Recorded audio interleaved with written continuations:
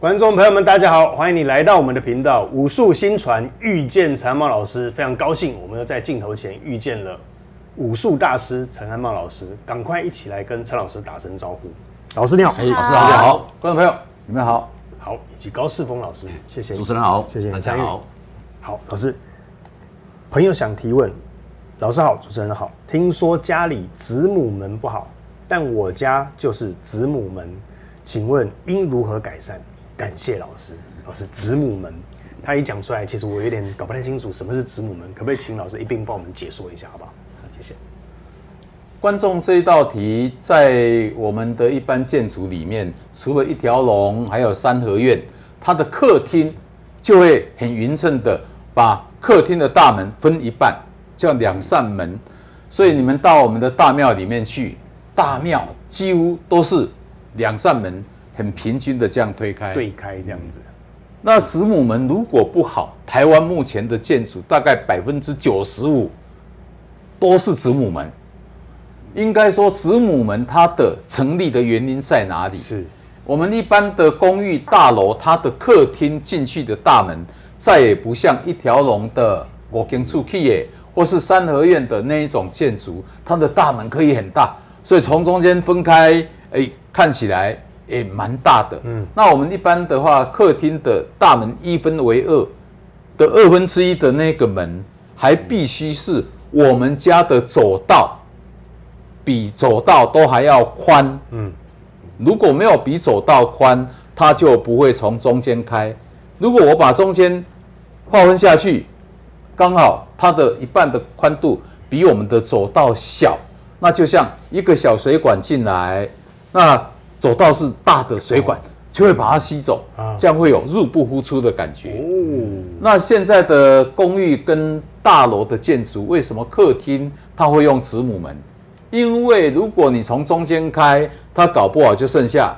走道的2/3，就比走道小，所以才会衍生出我们家家户户的大门都会一大一小，称子母门，所以都是为了要让我们进出客厅的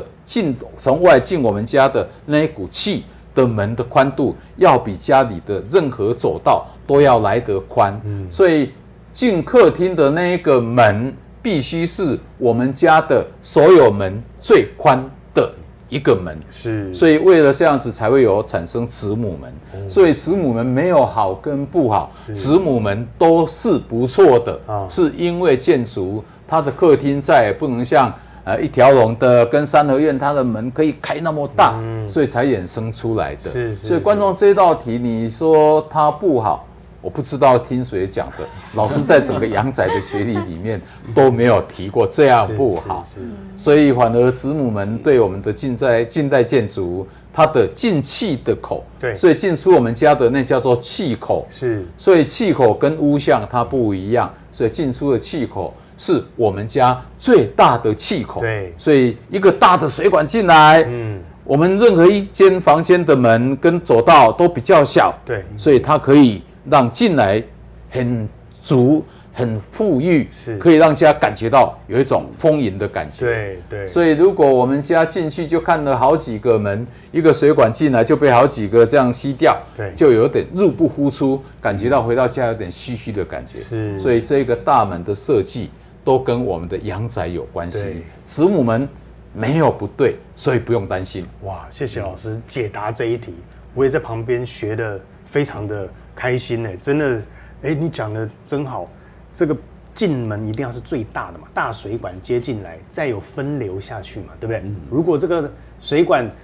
进水孔小小的，结果后来分流要分的很多很大，还比它更大，难怪会有入不敷出的感觉。我马上瞬间就懂。再次感谢老师的智慧分享，你没有讲，我们都不晓得这个关系很大呢。谢谢你的阳宅学，再次感谢你的时间，谢谢老师。好的，这位朋友，您的提问真是也帮助到了我们增广见闻，所以欢迎多多持续的询问好题目，那我们一起学习，一起成长。再次感谢你的收看，记得订阅、按赞、分享，开启你的小铃铛，才不会错过我们下一支新的影片啦。下次见，拜拜，拜拜。